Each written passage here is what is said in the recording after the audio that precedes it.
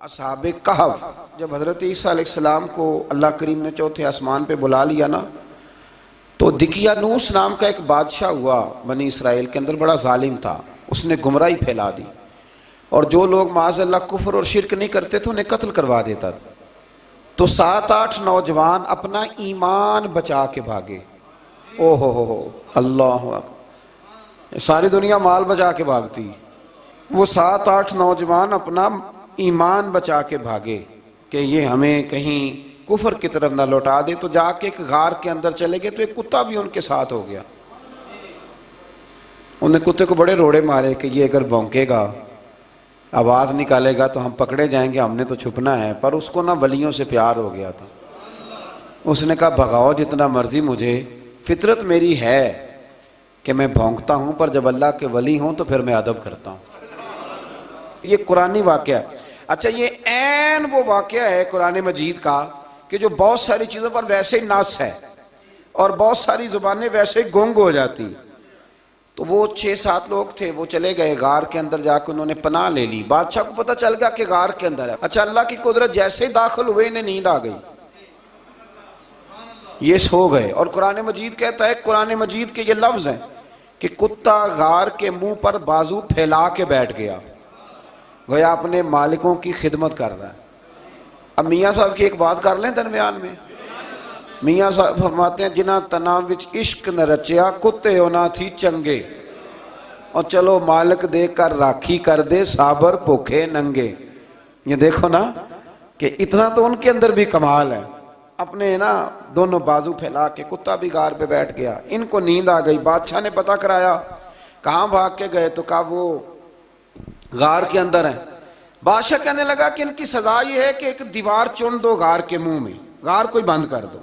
जिस बंदे की ड्यूटी लगाई ना गार चुनने की, बंदा बड़ा नेक था, इसको दीवार बनाने का जिम्मा दिया। उसने ना दीवार भी बनाई और एक तख्ती पे ना सब के नाम लिखे, और वो तख्ती एक संदूक में रख के वहां बंद कर दी। और उसी तरह की एक तख्ती, उसके नीचे लिखा कि एक तख्ती इनके नामों की ना मैं माले खजाना में भी बंद कर रहा हूं।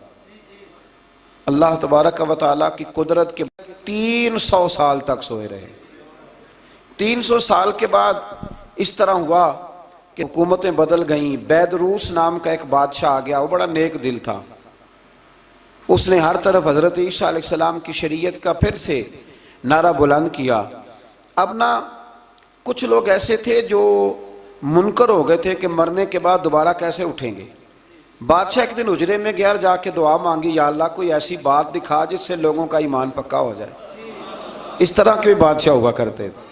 तो रब करीम ने कहा, मैंने तो पहले एक राज छुपा के रखा हुआ है, खोल देते हैं। उसने दुआ मांगी और इधर क्या मामला हुआ, एक चरवाहा बकरियां चराने वाला वहां से गुजरा। उसने सोचा ये दीवार है, अगर इसका मुंह खोल लूं ना कभी, तो मेरी बकरियां यहाँ थोड़ा सा धूप के अंदर सस्ता लिया करेंगी। उस चरवाहे ने क्या किया कि उसने वो दीवार गिराई ताकि मेरी बकरियां अंदर जाया करें। वो दीवार गिराई तो उसने अंदर 6-7 लोग सोए हुए देखे और कुत्ता भी सोया हुआ देखा। अल्लाह तबारक व तआला अपनी कुदरत से, अपने फजल से उनकी करवटें भी बदलता रहा। अपनी कुदरत से एक तरफ इंसान पड़ा रहे ना तो आज़ा गल जाते हैं, उनकी करवटें भी बदली जाती, मुनासिब रोशनी भी दी जाती, हरारत भी। उसने दीवार गिराई तो उनकी आंख खुल गई। एक दूसरे से कहने लगे, आज तो बड़ी गहरी नींद सोए हैं यार, आज तो लंबी नींद पूरी कर ली, चलो भूख बड़ी लगी है, एक दोस्त को भेजो। ये सारा वाक़या कुरान मजीद में मौजूद है, मैं अपने लफ्ज़ों में बयान कर रहा हूँ। जाओ एक दोस्त को भेजो बाजार से ना खाना ले आए, पैसे वही 300 साल पुरानी करेंसी। वो जब नान भाई की दुकान पे गया ना सामान लेने, उसको पैसे दिए तो नान भाई ने हाथ पकड़ लिया, कहने लगा, मियाँ तू किधर से आया, ये कौन से पैसे? उसने कहा, पैसे काहे के, मैं भी सोच रहा हूँ कि हालात बदले बदले हैं, सारे हजरत ईसा का कलमा पढ़ रहे हैं, माहौल और है। उसने कहा, तेरे हाथ कोई खजाना लग गया है। ये तो हम नाम सुनते थे कि यहाँ कोई दिकियानूस नाम का बादशाह है, कोई खजाना, बता कहाँ से लिए। शोर हुआ, हाकिम शहर तक खबर पहुंची, बादशाह तक पहुंची। उसने बताया कि भाई हम तो दिकियानूस के डर से भागे हैं, कल भागे हैं या आज सवेरे, इतना ज्यादा हमें पता नहीं, कल या आज सवेरे बस ना। इतना सा हमें याद है कि हम गए थे, बहरहाल लोग जमा हो गए, इकट्ठे हो गए, गार तक पहुंचे। अब जो गार के अंदर थे वो पता कहते कहते हैं लगता है हमारा दोस्त पकड़ा गया है। पकड़ा गया है तो अब बंदे जमा हो, वो अंदर डर रहे थे, तस्बीह कर रहे थे, अल्लाह को याद कर रहे थे। इधर ये पहुंच गया जब उन लोगों ने ये जीता जागता रब के फजल का नमूना देखा और बादशाह ने कहा कि ये क्या है। संदूक खोला तो उसके अंदर वो तख्ती लिखी थी कि ये इनके नाम है, ये दिकियानूस से डर के भागे हुए हैं, यहाँ ये सो रहे हैं और इसी की एक तख्ती मैंने फलां जगह भी दफन किया, वो तख्ती भी वहां से निकल आई। अब सब लोगों की आंखों में आंसू आए और सब कहने लगे ला इलाहा इल्लल्लाह, ला इलाहा इल्लल्लाह, ला इलाहा इल्लल्लाह। सब कहने लगे इन्नल्लाह अला कुल्लि शैइन कदीर। जब उनकी बात पूरी हो गई, लोगों के ईमान पुख्ता हो गए, तो असहाबे काफ कहने लगे कि हमें अब इजाज़त है, हम फिर दोबारा गार में जाते हैं। वो गार में गए तो रब ने फिर उन्हें मौत अता फरमाई, नींद अता फरमाई, तोहफा दिया। बादशाह ने फिर उसके आगे दीवार बनाई और वहाँ बादशाह ने एक मस्जिद तामीर करा दी, लोग ज़ियारत करने जाते।